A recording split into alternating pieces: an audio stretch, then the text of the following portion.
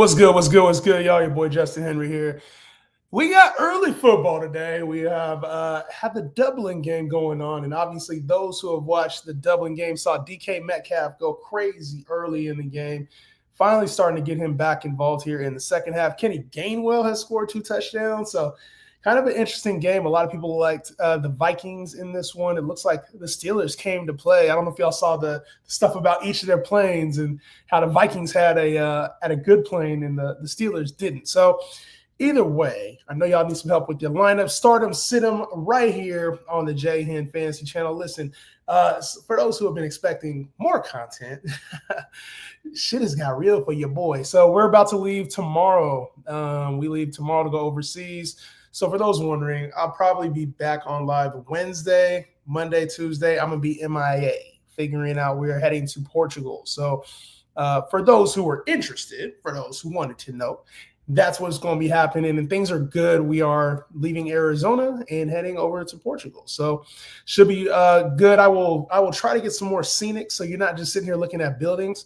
But it should be fun. I'm going to take y'all on a ride with me, all right? Let's get to some of the questions. I kind of want to do something real quick, really quickly. Let's go through each game really quickly.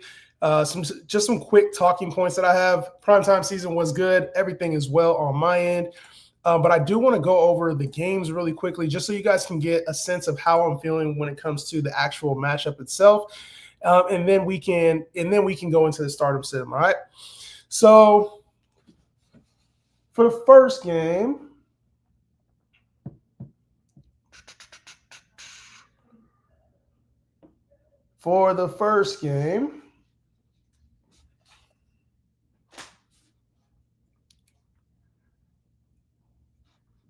we got – all right, so Commanders-Falcons. I like the Falcons in a bounce-back spot here. They are 2.5-point favorites. I expect the air attack to look right with Penix. I think they get some things fixed. And then Bill Krosky is playing today, for those who are wondering. So I kind of see the Falcons getting to the air a little bit in this one. If you're looking for a sneaky bet, Darnell Mooney, I think, hits his receiving prop today. I think they get him a little bit more involved. He had 11 targets last week. When you're talking Saints-Bills, obviously this should be a Bills-heavy approach, but I think that this is one of those times where you can see some of those auxiliary pieces get going. So you talk about a Ray Davis probably seeing a few more carries in this game against the Saints if they get up. You see Keon Coleman. I think we haven't seen him since week 1. Chances are he gets back. So if you're looking betting-wise, that's a player at the top that I like. But I think you start all your regular players in this one. On the Saints side, I guess today is Spencer Rattler's birthday. So that doesn't really affect me fantasy-wise. And I think in Superflex leagues, if you have to play him, you're already playing him anyway. But I do think Chris Olave is in a decent spot today. If you're looking at him on the flex radar, kind of has a little bit of flex appeal to me in this one. When you talk about Browns and Lions, I think the Lions obviously are going to handle business. That Browns defense, though, is a little bit more intimidating than we think. So kind of temper your expectations for the passing game. For the Lions, in my opinion, I think the Browns probably keep things a little closer than we want. I still think the Lions win this one. And then on the Browns side, it's just a lot. It's hard right now to trust Jerry Jeudy, Cedric Tillman, even like David Njoku. Really, Quinshon Judkins is the only player that I want to start on the Browns. That's consistently, right? You got to start Njoku if you have him. Panthers-Patriots, this is a tough game for me because I think that the Panthers are a little underrated, but I kind of think the Patriots are too. Lower scoring game, only 43 points on the board. So I think when it comes to Tetairoa McMillan, obviously he was dealing with an injury coming into the week calf. It should be fine. And then we go to the Patriots side. I think this is going to be a ground game. Stevenson is still the guy. They've come out and said that, but it wouldn't surprise me to see Travion Henderson get a little bit more love. I think you could throw him in the Lions as a flex back in RB2. Chargers-Giants real quick. I think the Chargers handle business. Jackson Dart is starting, so just kind of temper your expectations for the Giants. A lot of volatility there. Could be really good, could be really bad. I think just as far as Malik Neighbors, like really the only one I want to start. Cam Scatterboo, obviously, as a RB2 is okay as well. And on the Chargers side, don't be surprised if Vlad McConkey gets back to normal. Eagles-Bucks, guys, as normal. Chris Godwin is back for this game and expected to play a bigger role than we probably thought. Chris Godwin to me is on the flex radar. I wouldn't, unless I just didn't have no other receiving options, I wouldn't be in a rush to start him. If I lost like CeeDee Lamb or Mike Evans or something, though, feel free to fire him up. Just know that he probably, you know what I'm saying, it's probably going to be somewhere 4 to 5 catches max. Like, we don't really have a big ceiling out of Godwin, in my opinion. And as far as Eagles players, normal options, Titans and Texans. I think this is a bounce back spot for Calvin Ridley. So feel good about him against this Texans defense. I think he's played well against the Texans before, but Calvin Ridley kind of in a bounce back spot, in my opinion. I think Nico gets right this game too. Even though he played well last week, I think we start to see more of the old CJ Stroud, Nico in this game. Obviously, they're favored by 7 points, plus spot for them. And then just going over the rest of the Sunday games, Colts, Rams, normal pieces here. I don't really see there wasn't anything that just kind of stuck out to me. Puka, Devontae, and then on the Colts side, everything is normal, business as usual. Jonathan Taylor, great matchup here. Well, tougher matchup, but I think he's matchup proof. Jags, Niners, I think we can expect a little bit of a bounce back from this Jags offense. And for Brock Purdy coming back, obviously feel good about Brock Purdy. The Niners options looking normal. Juwan Jennings and Ricky Pearsall both playing. Both a little bit banged up. Should be fine, though. Ravens, Chiefs, this game could be a higher scoring game, in my opinion, 48.5 points. And I expect this Ravens, Chiefs rivalry to look just like it always has. On the Chiefs side, wouldn't be surprising to see Isaiah Pacheco get a little bit more work, like kind of his last hurrah. If he does not do well, I can see the team moving to like a Brashard Smith to seeing what they have in him. So just know I kind of think this is Pacheco's last chance to show it. And if he does, I think he'll play well. If not, Brashard Smith's a name that kind of a deeper league pickup, in my opinion. And then last two for today, we got Bears, Raiders. This could be more explosive than we think. 48 points on the board. Normal options for the Bears and Raiders. DeAndre Swift is questionable. He's expected to play. Ashton Jeanty in a really good bounce back spot as well. So if you have questions about Jeanty, feel good about him. And then Packers, Cowboys. Last one before I get into it. I think the Packers put on an aerial attack. I think we see Matthew Golden have one of them games today. So I know I've kind of been on him over the first 3 weeks. Wouldn't be surprising to see that. All right. What up, Jahan? How's the traveling been? Traveling has been good. Obviously, Monday is going to be the big travel day for me. So things have been good, though. Hopefully, I get things dialed in and can be a little bit more active on the live streams. Daniel Jones or Drake May? I'm still going Drake May here. Daniel Jones, a fine start. Both high-end QB2, back-end QB1s for me this week. Start 2, Rome, Devontae, and A.J. Brown. I didn't go Rome for sure. Rome is a must-start. And then just because of the matchup against the Colts, I think I would go A.J. Brown here against Tampa. Has a little bit more upside to me. I'm not mad if you start Devontae, but that's who I would start, Rome and AJB. I get the concern with A.J. Brown just because his Philly offense has been run heavy. So I would be careful with A.J. Brown, but personally, that's where I'm going. If you start Devontae as a safer option, I ain't mad at you. What's good, Jahan Bremer? What's good? We thinking Tony or ETN, starting J.K. and Jonathan Taylor. I think you're good with those backs. If I had to pick one out of ETN and Tony Pollard, I think Tony Pollard is going to get a lot of volume today against Houston. Got to slow down that pass rush that they have, and then obviously like ETN going up against the Niners, no Nick Bosa, but they've been kind of working in some of these, Bayshell too, and this offense has looked a little inconsistent. So I think for now I probably would still stick with ETN. I just think that Pollard has a lot of volume ahead, so kind of middling RB2 plays for me on both ends. I would go ETN. Don't feel good about it. Don't feel great about it. Primetime C's said, should I start Baker or pick up Daniel Jones or Field? Going up against this Philly defense, it could be a little rougher for Tampa. No Mike Evans. Obviously, Chris Godwin in his first game back should help, but Emeka Egbuka is also banged up. So I think picking up like a Daniel Jones is a little bit more floor-based. I wouldn't drop Baker, but if you could pick up Daniel Jones and start him, I think Daniel Jones is in a good spot. Justin Fields has probably more upside up against Miami on Monday night, but I probably go Daniel Jones for the safety. Let's see what Justin Fields looks like after the concussion. So it's Justin Fields, Justin Fields is just really up and down. Finnegan was popping. Last time we talked, you were live. You said, I'm 0-3. You told me to trade him, go get guys, get wins. What do I do if no one wants him? You hold him. If you can't trade a player, there's no need to panic or sell him for the low. Like, you got to get value or you hold it. And, there's a chance that CeeDee Lamb could come back early. Like, say he comes back in 2 weeks instead of 3. There's a chance that he comes back in 5 weeks. But there's no need to panic and sell for less than what you need just because you're trying to get a win. I get it's hard to make the playoffs after being 0-4, but you might sneak out a win this week. And then once CeeDee Lamb comes back, if you're able to get a win or 2 wins even over the next 3 weeks, you might be in a better position when you think now that CeeDee Lamb is back. So I think if you go 0-4, we could talk about like panic selling. But at the end of the day, sometimes if your team is 0-3, it's not just because CeeDee Lamb's hurt. It's because you haven't had options that have been performing. So I get it. Like, you want to make a move. You want to make the playoffs. You want to do all you can. But you also want to give somebody else in your league just like a massive discount on CeeDee Lamb because you're panicking at 0-3. Does that make sense? Like, you want to make sure you still are recouping the value because there's a chance that your team surprises this week and wins. You know what I'm saying? Like, you don't have to overly panic and say, I got to trade. CeeDee Lamb is a good trade piece if you can get the right pieces. If you can't, Just leave it alone. Like they said, they can't afford to wait and lose position in standings. I even try to buy on guys like Godwin, Jennings, or Golden. Yeah, I wouldn't sell for those guys at all. Good morning, Jahan. Fields or Love? I'll go Jordan Love. Just the floor there. Concussion, coming back from concussion up against this Miami defense. I think Justin Fields should be fine, and I don't mind starting him, but you have a decent enough piece in Jordan Love who should be really good against this Dallas Cowboy defense. I actually made a note on Yahoo's page. They've given up over 24 fantasy points to every single quarterback they faced. What's good, Jahan?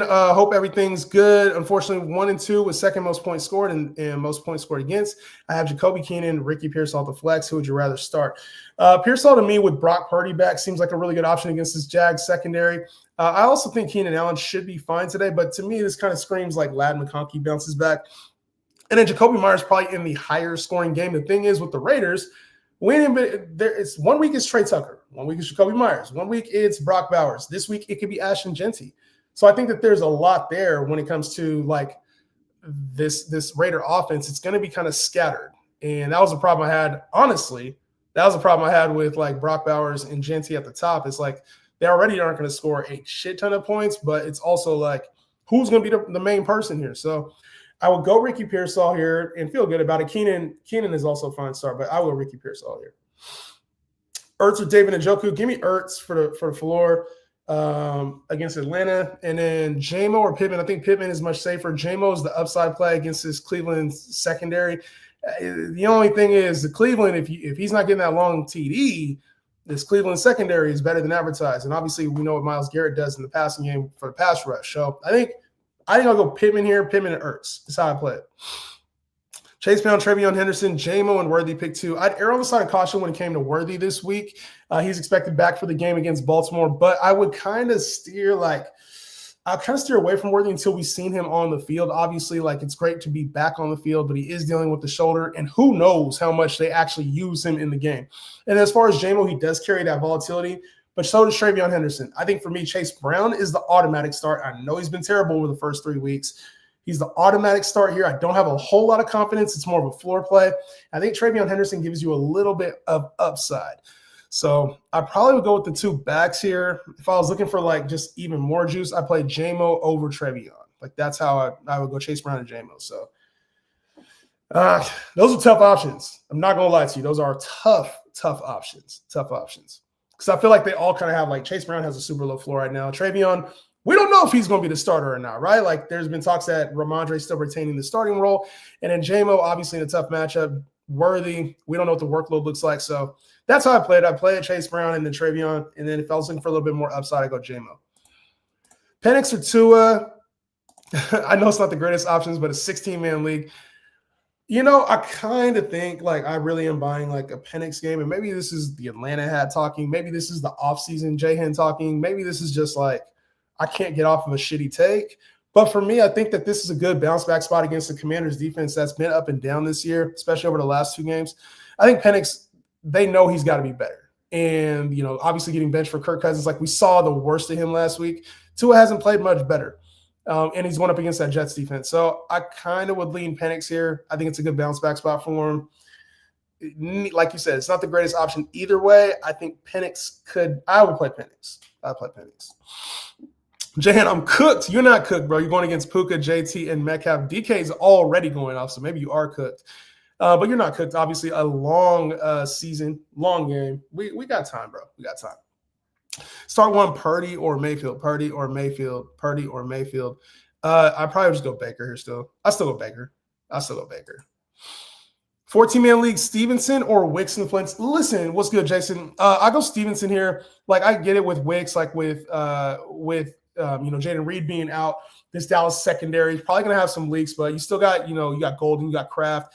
You still got, Josh Jacobs in the backfield. So I think that there's still a lot of weapons. He's like the 3rd, 4th option in there. Whereas I think Stevenson really is just like, he can't fumble. He's still part of the passing game. I think he had 30-something yards receiving, 80 yards the week before that. They're using him in the goal line. Like he fumbled twice. I get it. But like they were still using him at the goal line. So if Vrabel hasn't wavered from that, he's still in a really good position to score. Whereas I think Wicks, you're kind of hoping and praying that he scores against Dallas tonight. So I would go Stevenson here. It's a safer play, in my opinion. Maybe a little bit of upside with Wicks, but for me, I'm still going Stevenson. Thoughts on Golden? I think Golden has a strong day today. I do against this Dallas secondary. They've already tried, every single week they've tried the deep shot with Golden, and it hasn't translated to the box score. Week 1 they did, they couldn't hit. Week 2 they did, they just missed on a couple.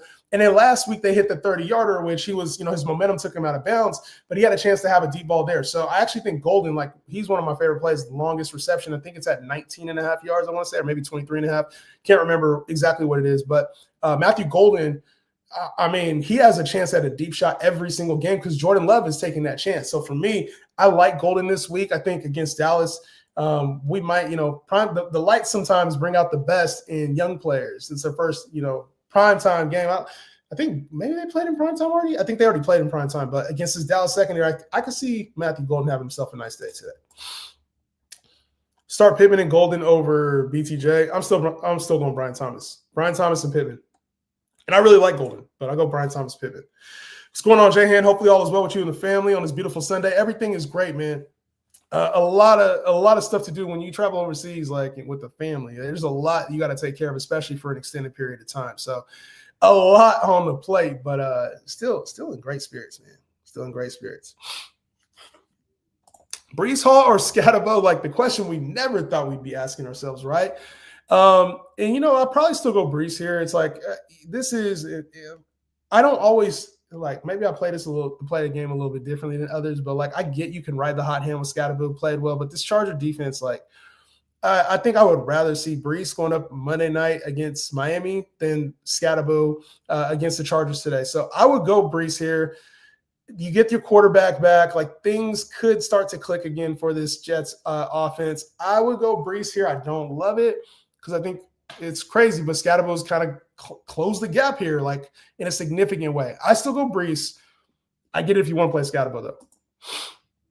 Yo, Jay, would you start BTJ or Higgins? T. Higgins. I would start Brian Thomas. I would kind of stay away from T. Higgins till we see what Jake Browning looks like consistently. And then, it's not like Brian Thomas is much better, but until we see T. Higgins really play a strong role, until we see Jake Browning be better and not, I want to see the Jake Browning from 2 years ago. The Jake Browning we've got so far has been kind of lackluster. Give me Brian Thomas. And then Waddle or Pittman, appreciate it. I think Waddle's more of the upside play. Got him. Who is that? My bad. Watching. I got the game on too. My bad. Who's 36? Xavier Scott. Oh, the backup running back. Yeah. Waddle and Pittman. I think Waddle has upside. I think Pittman's probably the safer play here. So I would kind of look at your lineup, look at your matchup. If you need a little bit of juice, on Monday night, Monday night, go ahead and fire up Jalen Waddle. So I would go Waddle over Pittman. I don't love it though.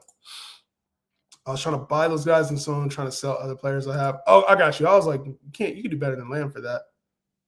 Yeah, he caught that. Once Daniels comes back, I'm starting Ertz over Hawk. Hawk got lucky last week. Hawk looked good last week. He did get a little lucky, but locked in. EA, what's good, bro? What's good? Jet setting Jahan.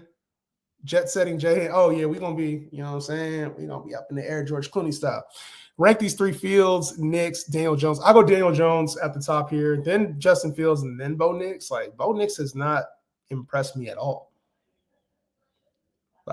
I'm kind of out on Bo. I've already kind of been out on Bo Nix. It's just I got to see a little bit more from him, man. Start T or JMO. I will go JMO over T right now. And then start Pollard over Pittman. I think the floor is probably there for Pollard a little bit more. I think probably slightly more upside for Pittman if he can get in the end zone. But I would go JMO and Pollard. Gives you a nice balance of floor with upside. JM pick 3, Adams, Neighbors, Worthy, Golden, and Waddle. Adams, Neighbors, Worthy, Golden, and Waddle. Adams for sure, Neighbors for sure. And then I'd probably go Waddle over Worthy and Golden for now. Could backfire. But I'll go Waddle. Adams, Neighbors, and Waddle. EA, Megalodon, appreciate y'all. Appreciate y'all for tapping in. Calvin Austin is left in the ambulance. Damn. Imagine getting hurt overseas, bro. Imagine getting hurt overseas, bro. Worthy or Pollard? I think Pollard is just much safer. You could play Worthy. It's just I always, when we had a player coming off of like a major injury, one that they were like, hey, it could be out for the year, I kind of err on the side of caution when it comes to those players. So until we know that they're playing their normal allotted amount of snaps, we always do have the case where like one player goes crazy, you know what I'm saying? And maybe Worthy scores 150 and 2 TDs today, but it's like, with Pollard, he's the only back that they have right now. It's going to be 15, 17 carries. They'll use him in the red zone. Like just fantasy-wise, sometimes it's better to play it a little bit more smart than it is with like the risk for the upside. If you need the upside, you got to go Worthy. But I think Pollard has enough, even in this matchup against Houston, still has enough upside to play here. Because if they get into the red zone, Pollard's going to get a few opportunities. I would go Pollard here just for the floor. You sweating that Marv game? Listen, I had to drive all the way over there and talk to him myself. I went into the locker room. I said, yo, Marv, score this TD for me, bro, because everybody on my cap about Marv. I'm like, one thing I haven't had a chance to fully address yet, and I will very soon. Your boy has been busy, but I will address this. I've been getting a lot of comments about, oh, you missed and you're off. And, I talked about it on the live a few days ago, like how this has kind of been an awkward fantasy year. Like when you go to the leading, like even if you go to the leading passers right now, it's like Geno's up there and like Daniel Jones and just players we weren't expecting, right? But what I ain't gonna do is sit here and listen to people telling me it's a miss and it's week 3. Like what I ain't gonna do is tell me like, oh, you don't know what you're talking about when I've been doing this since y'all was in diapers, like for the haters out there. So for me, I will address that very soon about like misses and hits. And, I think that's why I stress like a take sheet. Like we'll address everything at the end of the year because early in the season, stuff can look like a miss. Marv, for the first 3, 2.5 quarters, it looked like a miss. It looked like Marv was not going to play well. And I think we saw the elements of why you like Marv and maybe he bounces back. So yeah, that was fun. That was a fun bet to put on, like getting a touchdown there and, what I'm saying, and seeing it. But yeah, man, it was I'm going to address a few things here real soon. Because I get these trolls like, oh my gosh, address Puka Nacua, address Brian Thomas, and I'm like, y'all want to talk about Jonathan Taylor? Y'all want to talk about Bijan over Chase? Y'all want to talk about some of these other fades we have? We can talk about a lot of dubs in the chat. Romo Dunze. We can talk about a lot of dubs. We can talk about a lot of dubs. Worthy, Pollard, Judkins, Brown, or Golden at the flex, and 1 for RB. When did Kenny Gainwell turn into Adrian Peterson, bro? When did Kenny Gainwell turn into Adrian Peterson? Worthy, Pollard, Judkins, Brown, or Golden at the flex, 1 for RB. So I will go Pollard here at RB. Judkins is right there too. Like if you went Judkins, I wouldn't be mad at you. I'd probably go Pollard here though. I would not be mad if you go Judkins though. Judkins, and is that AJ Brown?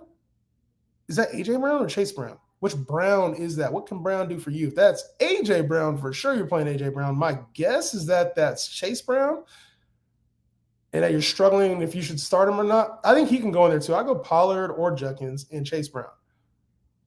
I like Golden for some upside though. If you need some upside and floor, you can go like Judkins with Golden or Pollard with Golden. For me, I would go, if that's Chase Brown, I'll go Chase Brown and probably Pollard or Judkins. My gut says that's Chase Brown because that AJ Brown, that would be like, you wouldn't be saying AJ Brown. Jorge, let me know if that's AJ Brown or Chase Brown, bro. Fields or Love? I talked about this already. I'm going Love here. I love when players get scratched off when everyone's sleeping at. Oh my gosh! So I woke up at like 4:30 this morning Pacific time, 4:30, and it sucks, man. Like it literally came out like, at least I saw it. It was like 5-10 minutes before the game started. They were like, "Hey, late scratch, Jaylen Warren." So it's crazy because like Kenny Gainwell was playing well. Jaylen Warren probably would have played well.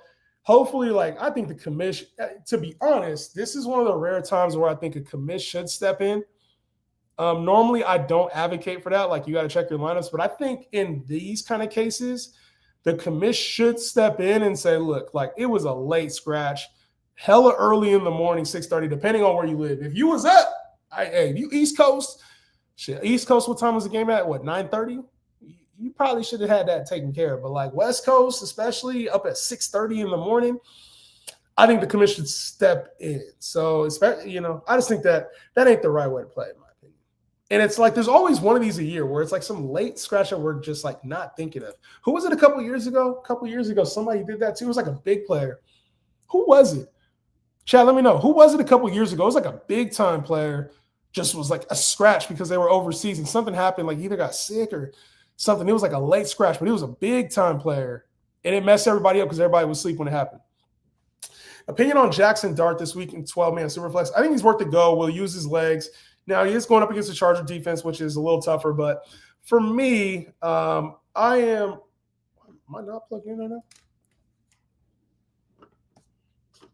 I'm good with what is going on?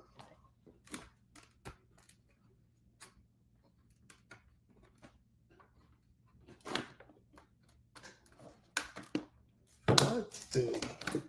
Being somewhere where you're not. Dude, my battery's about to die. Why is this plug not working, bro? It sucks not having your normal setup sometimes. Y'all ever do that when you travel and you don't have your normal setup and then just shit is not going right? I got 10% on the battery. All right, I got 10% right now. Damn, bro.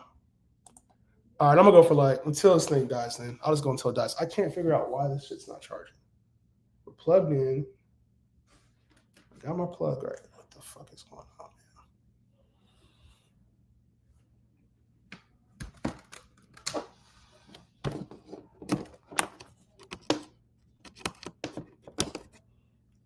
There we go. Let's just do that. All right, we're good. We're good. Sorry, I had to fix that real quick. I had some. This is crazy. Opinion on Jackson Dart this week. So he used his legs. Like I said, tough matchup against the Los Angeles Chargers. But I do think Dart is startable in 12-man Superflex leagues. Like I'd start him, obviously, like Carson Wentz already played. But like I was thinking I'd start him over like a Carson Wentz or like some of these lower level options that Jake Browning is kind of tough to trust right now, even on Monday night. But I would play Dart. I just wouldn't have a whole lot of confidence in it. And he's kind of more of a desperation play, but he's better than some of like the lower, like a Spencer Rattler to me. I probably would rather just play Jackson Dart. Fields or Geno? I mean, Geno's one of the league leaders in passing right now, which is crazy. I want to say Geno is like second in the league in passing yards right now. So, I mean, he's playing well. And obviously, like, I would love to play Fields, but Fields coming off the concussion. Let's just see what he looks like. But I'd probably just go Geno here, especially against that Bears defense, which is, I mean, ton of injuries to the Bears defense. I went and sent BTJ Genty, really. You sent Brian Thomas, Genty, and Ridley for Bowers, Chase Brown, Sutton, and Evans. I think even before, did I tell you? I told you I thought this was a good deal. I don't like this deal. I think Brock Bowers is a little overvalued. We talked about Brock Bowers, talked about Chase Brown here. And then before the Evans injury, maybe this was a decent like depth for studs, but I kind of think you missed out on like some of the value that might come with Genty this week or Brian Thomas once he starts to play the role right. I think Ridley's in a really good bounce back spot this week. So, Daniel, I don't like this deal. Hopefully I didn't say that I liked it. I don't remember this deal, but hopefully I didn't say I like this deal. That doesn't seem like a J-Hen deal. Like J-Hen is getting the Brian Thomas, Genty, Ridley side. I don't think that I would have said Bowers, Chase Brown, Sutton, and Evans. This is not a J-Hen deal. Not a J-Hen deal. It's not. If Chase Brown can bounce back, though, it wouldn't be the end of the world like when Evans gets back. Rodgers. Oh, just missed him. How are we feeling about Genty? I traded Jettas for Genty and Tet. See, like these are the kind of deals like I don't know. I don't really like this deal. I do think Genty can bounce back. These aren't the kind of deals that I do. I would just kept Jettas at that point, but I think he'll bounce back. I do think he'll bounce back. Rob, what's good? You said Dak or Geno. I'd probably just go Geno tonight, which is crazy. Like I normally would just go Dak, but against that Green Bay defense without CD, I'd probably just lean Geno here. Uncle with Marvin and Shea. Sometimes you got to, you know what I'm saying? Marv, bruh. What do you have, 66 in the TD? That boy had me sweating, hit the gym in the fourth quarter, started, he came back to 18 points. I was glad he got the TD. I'm glad he got the TD. I am glad that at least Kyler's still looking his way. It feels like once things click for Marv, I don't know if it happens like first 8 games or maybe later in the year. I think we see that Marv at some point. It's just they don't need to rely on Marv the way that I thought. Without James Conner, maybe things change, but I don't know. If they're losing games, they might have to find something different. They might have to switch it up. Sat Murray for Fields this week. How do you like him against Miami, Jay? I think I don't think he plays bad. It's just Justin Fields. I don't mind starting him. It's just the world of outcomes with Justin Fields is like 25 points and like 5.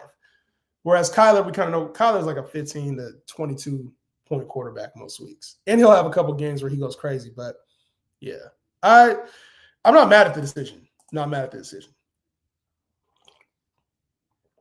Chase? Yeah. Oh, Chase Brown. Okay. Yeah. Well, Chase Brown. So hopefully that was a good answer then, because I did talk about Chase Brown. Saw a stat that 86% of the players taken within the first 6 rounds haven't met their draft day pick expectations. It's even worse from rounds 3 to 6. Where did you find that at? That would be a good stat to have. Like I said, I'm going to address it because my plan, I'm glad you have that, but my plan was literally to go through the first few rounds and see what was a hit and what was a miss. Like who's even met their expectations? Because when you go look at the leaders, like the fantasy leaders, it doesn't look like we would think it would look. There's a lot of players struggling. You had Derrick Henry had a good first game, and then we haven't seen shit from Derrick Henry since. You got Saquon Barkley. I don't even know if Saquon has a touchdown this year. He was the RB1 last year. So if I'd have said you're gonna, go take Saquon, go take Derrick Henry, there's players, go draft Jamar Chase. No matter what you say as a fantasy analyst this year, at least to start this season, outside of go get Bijan early or go get Puka Nacua early or don't fade Amon-Ra St. Brown or draft Trey McBride over Brock Bowers. So I feel like there's some things you could have said that you would have looked smart, but there's a lot of things if you bought into a lot of the hype, say you believed in Chase Brown and you took him early, or, you believed in Brian Thomas and you took him early. There were a lot of big misses. And I think that's what people are feeling right now, especially those who are 0-3. You can manage. I think at 2-1, 1-2, you can manage and things will turn around. I was big on DK Metcalf. DK's having a really nice day today. There's a lot of people who probably still believed in Justin Jefferson or JJ McCarthy. They're going to struggle for a little while. You know what I'm saying? So it's I don't know. I just feel with this year, outside of McBride at tight end, there's 0 tight ends that have been playing well. So like I said, I'm going to address that another day when I'm fully overseas. But if you have where you got that stat from, let me know. But otherwise, I'm going to go do some digging. And Jettis is actually not playing bad today. He just don't look like Jettis. He looks like Jettis. He just ain't getting the rock like Jettis typically gets. What's he got today? He's having a decent day today. What's he sitting at today?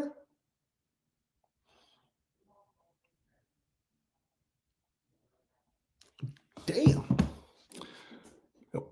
He's got 125 and 10, so I'm not giving Jettis enough credit for today. But listen, that's the thing is, we drafted him to be this top 3 receiver. It might be, I don't know, maybe Carson Wentz is the best case for him. People don't understand the process and fantasy mindset we got over here. They stay hating. Real ones know how we rock, and I already know. I still got to address it, though. Y'all know me. I'm still going to address it. Kenny Gainwell on my bench in all leagues. That's crazy, bro. It was literally within the last 10 minutes. Unless I just missed it, I saw it 10 minutes before game time. I'm the commissioner. I'm playing against bro said I'm playing against where he said, hey, you going to have to beg, bro. You going to have to beg. Send AK for Hampton. This is a tough one because I think Hampton probably has more upside, more trade value. And normally when I think of upside and trade value, that's where a big differentiator is for me, right? Beginning of season, I had AK over Hampton. Okay. Now we've seen what the Saints offense looks like. It's ugly. Even under Kellen Moore, it's not what we expected. And we see Hampton now without Najee Harris involved in the passing game, using the red zone. You're seeing what you want. So when I think who has the staying power over the course of the year, it's Hampton, right? Like Hampton has the least amount of risk between the two players. Oh, he gone. He gone. He gone. He gone. Oh, he didn't score. That's crazy. Jordan Addison. How was that? 70-yard, 60-yard catch? That was, damn, 80 yards and didn't score. That's crazy. 80 yards and didn't score. But when it comes to Hampton, I would rather have Hampton right now slightly. Like, I think AK is probably safer. Will turn up. I think he'll be better. I just think right now, juice-wise, what you can get in the marketplace, trade value-wise, what you can get upside-wise out of Hampton if things play even better than you think, I think I'd rather have Hampton right now than AK. And it's close. It's closer than I'm probably making it sound. I'd rather have Hampton, though. Yeah, Jay, 0-3. You still got Neighbors, Harrison, and Cook. Figured Sutton and Bowers could give me some floor to pick up these wins. Wasn't sure when Genty and BTJ would start looking themselves. All right, so you were just making a move. You're like, hey, let me get some performers. Let me get a little upside. I'm not mad at it, so I'm not mad at it. Should I start Worthy, Quentin Johnston, or bench one of them for Chubb, Kirk, or Higgins? Should I start Worthy, Quentin Johnston, bench one of them for Chubb, Kirk, or T. Higgins? So I'll probably go Quentin Johnston here. Maybe T. Higgins. I think those would be the two options for me. I'd probably stay away from Chubb, stay away from Christian Kirk. Worthy's intriguing, but I think Higgins is good enough to start over Worthy this week. Probably similar type plays. Quentin Johnston's just involved in the offense and, been a red zone guy for the Chargers. So especially going up against the Giants, it could be a Quentin Johnston day. It could be a Ladd day. It could be a Keenan Allen day, but they're going to pass the football. I'd probably go Quentin Johnston here for better or for worse. Quentin Johnston. All right, so it was that CBS Sports. I'm gonna have to check that out. I'm gonna see if I can get the numbers on after this weekend. We'll see how things are after this weekend, because I do think like some of these offenses get right, some of these players bounce back, especially the ones that we were in on. Like I think like Golden, Brian Thomas. I think Calvin Ridley has a decent day. So hopefully after this week, we're talking more trades. Like who are we trading? Trading for, trading away. I think this is going to be the week where we can start to find value. So hopefully nobody in here is 0-4. We're talking 1-3, or, you know what I'm saying? A little bit more positivity in here. Carson Wentz, touchdowns. Is that Jalen Nailor? Jalen Nailor. AK could be traded to if the Saints are winless. Why would they say no to a trade? Just depends on the team. Like who, I'm trying to think running back wise, maybe who is it? Like the Cardinals maybe, but Brees is also out on the market too. DeAndre Swift's been, kind of injured so far, or if there's a major injury at the position. I'm trying to think who would be a good fit for Kamara. Who knows what the Chiefs do? Pacheco's just bad. I don't know. That'd be an interesting trade name. Oh, there it goes. Chiefs could come calling. So, yeah, I think that'd be an interesting name on the trade market. Or like if whatever happened to Jaylen Warren, I don't know what happened to Jaylen Warren, but like if Jaylen Warren is more hurt than we think, I don't know if that's a good fit scheme-wise, but Kamara's just such a good player. I don't know. We'll see. We will see. But listen, y'all, hey, I'm about to get out of here. Obviously, good luck in your guys' matchups. Hopefully y'all win, and I will see you guys probably Wednesday or Thursday, depending on how this overseas thing does, man. I'm going to have a different backdrop. I'm trying to get a little scenic if I can for y'all, man. So I appreciate y'all tapping in and staying with me. I appreciate y'all staying with me through, like, you know what I'm saying? I haven't been able to put out as much as I even wanted to right now. It's just been a really busy time for me. So thank you guys for sticking with me. And hopefully I still provided enough and able to answer questions and get to you guys a little bit. So I will try to be back, like I said, Wednesday or Thursday. We'll see. But hopefully you guys get some dubs this week, and I will see y'all soon. Peace out.